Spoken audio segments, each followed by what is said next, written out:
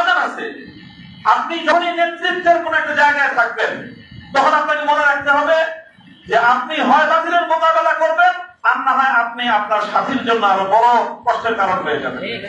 কোনটা আমি হব আপনি হব সেটা আমাদের বিবেচনা করা উচিত। আল্লাহ পাক রব্বুল আলামিন আমাদেরকে তৌফিক দান করেন। যারা সাথীরা আমরা ছিলাম একসাথে কারাগারে থাকার মধ্য দিয়েও আমাদের মধ্যে এক ধরনের আত্মার বন্ধন তৈরি হয়েছে। আমরা আশা করি, আমি ব্যক্তিগতভাবে বিশ্বাস করি যে আমাদের এই বন্ধনটা আগামী দিনে ইনশাআল্লাহ ইসলামী নেতৃত্বের অঙ্গনে একটা সংহত মজবুত ইসলামী নেতৃত্ব উপহার দেবে। আমরা সেই কাজটুকু করতে পারি, আমাদের সকলের জন্য দোয়া করবেন যেন আমাদের মধ্যে সেরকম একটা বোঝাপড়া, সেরকম বন্ধন, সেরকম আত্মত্যাগ, সেরকম ঈর্ষা অন্যের নিরাপত্তাকে নিজের নিরাপত্তার উপর প্রাধান্য দিতে পারা। আবার বলছি, অন্যের নিরাপত্তাকে নিজের নিরাপত্তার উপর যতদিন পর্যন্ত আমি প্রাধান্য দিতে না পারবো, ইসলামী নেতৃত্বের ধারে কাছে থাকার কোন সুযোগ এবং কোন বৈধতা আমার নাই।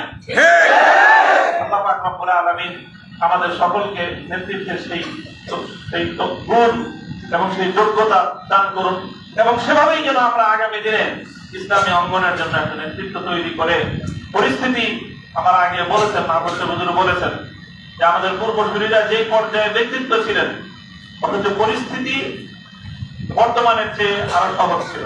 আর সেই তুলনায় এখন আমাদের যে রুহানিয়াতের যে অবস্থান, আধ্যাত্মিক যে অবস্থান, আর সেই তুলনায় পরিস্থিতির যে ভয়াবহতা আমাদের জন্য পরিস্থিতি অনেক জটিল করে দিয়েছে।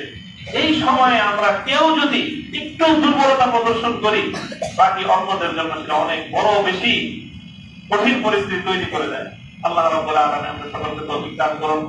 যারা এই প্রচন্ড গরমের মধ্যে আজকে সারাদিন, কালকে সারা রাত আমার মুক্তির জন্য এবং আমার মুক্তির পরবর্তী এই আনন্দের মধ্যে আপনারা যারা অংশগ্রহণ করেছেন, আমাকে উৎসাহিত করেছেন, আমার সহকর্মী এবং আমরা যারা কারারুদ্ধ ছিলাম একসঙ্গে আমাদের কারা সহযোগীদের আপনারা উদ্বুদ্ধ করেছেন। আল্লাহ পাক রব্বুল আলামিন আমাদের সকলকে জাযায়ে দান করুন।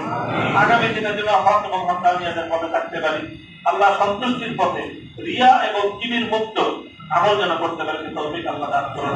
আল্লাহু দাওয়ানা আলহামদুলিল্লাহ রাব্বিল আলামিন।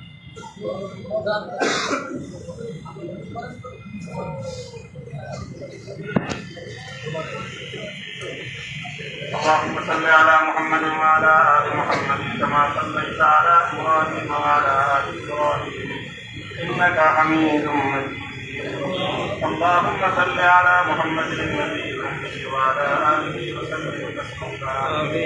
ربنا آتنا في الدنيا حسنة وفي الآخرة حسنة وقنا عذاب النار.